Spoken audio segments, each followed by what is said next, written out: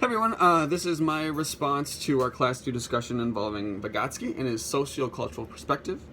Vigotsky really hammers home the idea that everything that we learn, all of our development is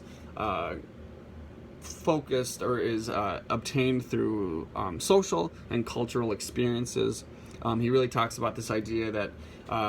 most things start as what we call an interpsychological development. So this idea that again, we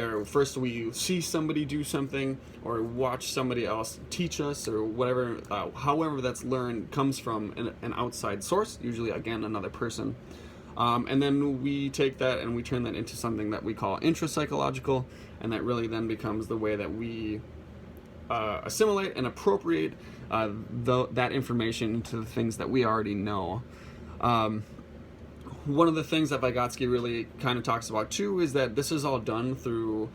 tools, whether they be cultural tools, whether they be psychological tools to help us do that. An example of like a technical tool would be sort of the idea of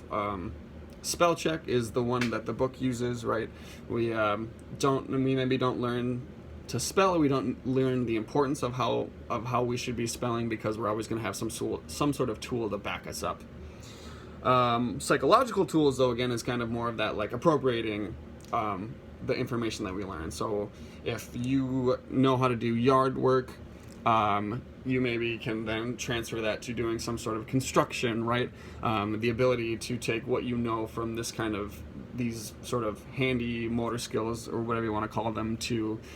being able to translate that then to something else. One of the other things that Vigotsky talks or that we associate with Vigotsky then is that zone of proximal development, so that everybody, right, if they know something, there's probably a potential capacity then to be actualized in some way else, but it just takes the catalyst of a teacher, of a friend, of a parent, or whoever they are interacting with to learn something new. Applying this to more of an education standpoint, I think it becomes really important then that we as teachers, when we're building lessons, think about scaffolding and the way that we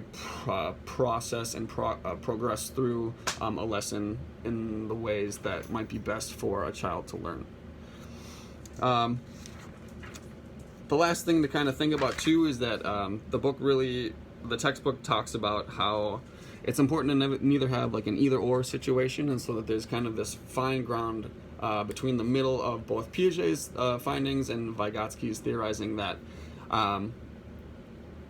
of this you have to take so much of this with a grain of salt. It's all very general, and so that again this kind of plays then into that zone of proximal development, as well as just that everything that we learn comes from this idea of being an interpsychological experience, an interpsychological development.